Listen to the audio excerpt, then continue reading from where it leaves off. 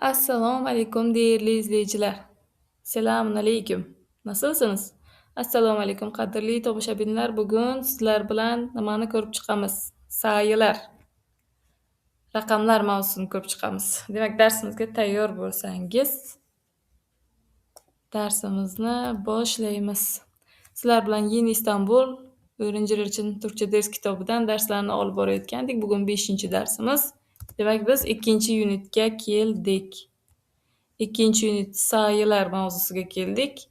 Hozirlik çalışması, o'quma, bularni o'tib, dil belgisi, ya'ni grammatikani birinchi o'rinda ko'rib chiqamiz. Dil belgisi. Xo'p, sayılar. Turk tilidagi raqamlar shulardan iborat. Bu yerda hamma raqamlar keltirilmagan albatta. O'zbek tilidan farqli jihatlarni ko'rib chiqamiz. Qolgani o'zbek tili bilan bir xil. Demak, 0 raqami 0 deyilar ekan.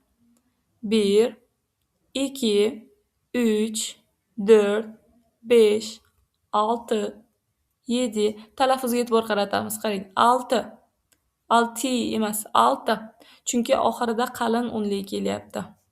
7, 8, 9, 10.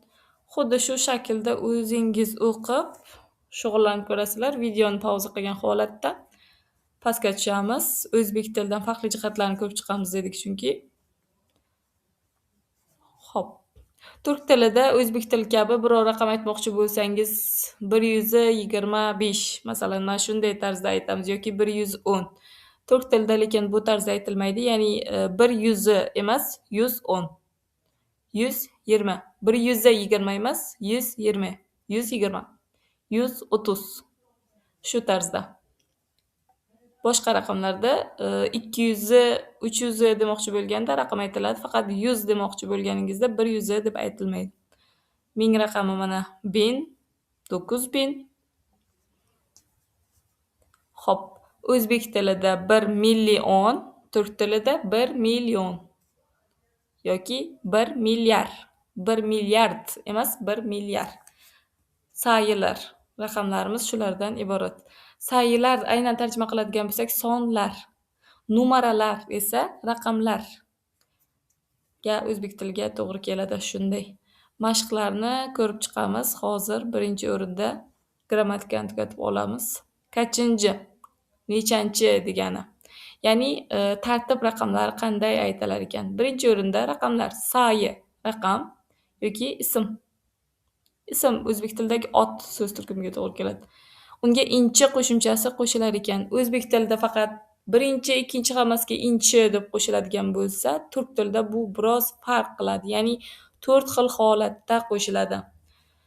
Mana bu qo'shimchamiz inji, inchi, unju shakllariga o'zgaradi qo'shimcha qo'shganda.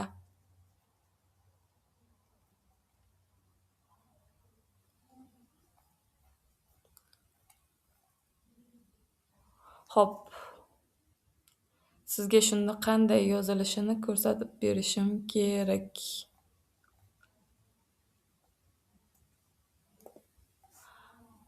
Bir daqiqa. Ma'lumot o'rnida aytib ketmoqchiman. Yeni İstanbul kitoblari va audiolari, videolari kerak bo'ladigan bo'lsa, bizni Telegram kanalimizga kirib bemalol olishlaringiz mumkin. Yeni İstanbul kitoblari deb qidiruvga berib topib bemalol kitoblarni olib foydalansalaringiz bo'ladi. Bu kanal o'zimniki. Kitoblarni saqlanib qilib olish imkoniyati ochiq. Xo'p. Voy.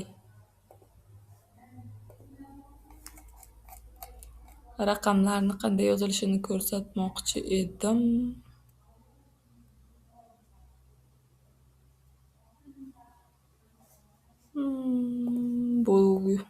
Bu slaydda emas ekan.